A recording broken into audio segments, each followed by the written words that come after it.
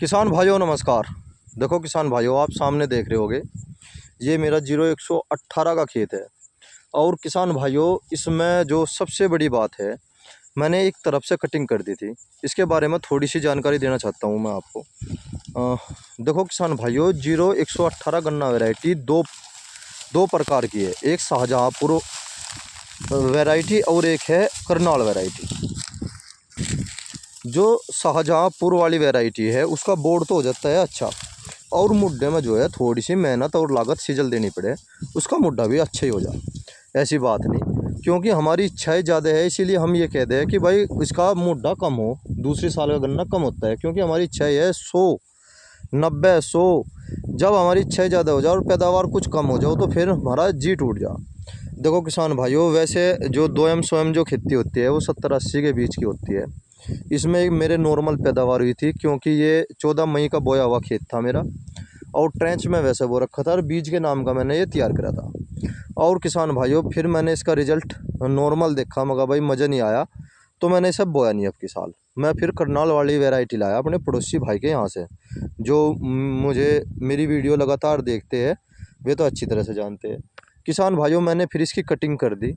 इसमें 50 के समथिंग औसत आया मई के गन्ने का। और किसान भाइयों, एक तरफ से कटिंग कर दी थी।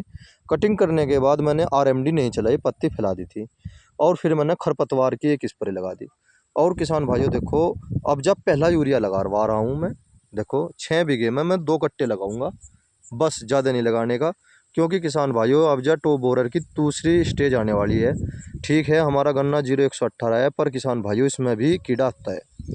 अब जो दवाई मैं लगाता हूँ वो मैं अपनी वीडियो के माध्यम से आपको दिखाता रहता हूँ, भाई यह दवाई अच्छी है, इसका इतना दिन का रिजल्ट है।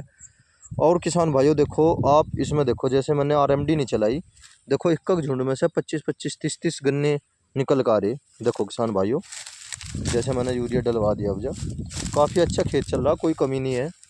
और अब जो है मैं खालिश यूरिया लगवा रहा हूँ, खालिश यूरिया, इससे अलावा और कुछ नहीं लगा रहा। और इसमें जो है मैं दवाई लगाऊंगा, टॉक्सी दवाई का इस्तेमाल करता हूं किसान भाइयों में। टॉक्सी एक अच्छी दवाई है, बहुत ही अच्छी दवाई है। मैंने पहले भी वीडियो बनाई थी। वह जो कीड़े को निष्क्रिय कर दे, ख़त्म कर दे, वो भोजन लेना बंद कर दे, और जीवित तो रहता है वो, फिर वो धीरे धीरे 8 दिन में 10 दिन में वो मर जाता है।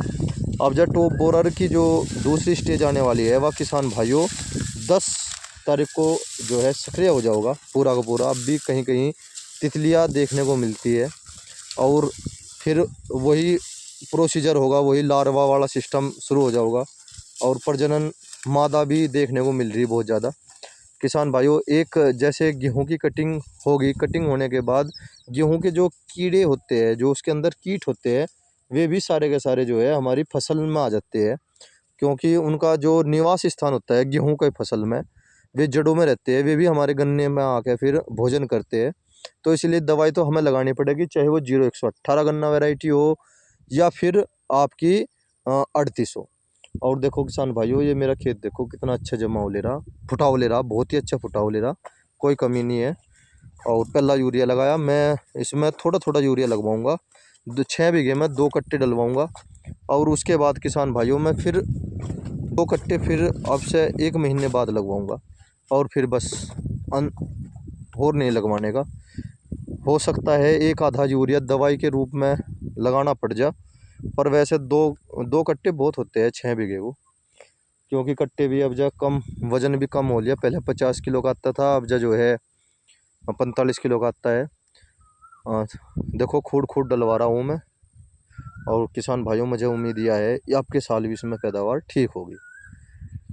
जय किसान।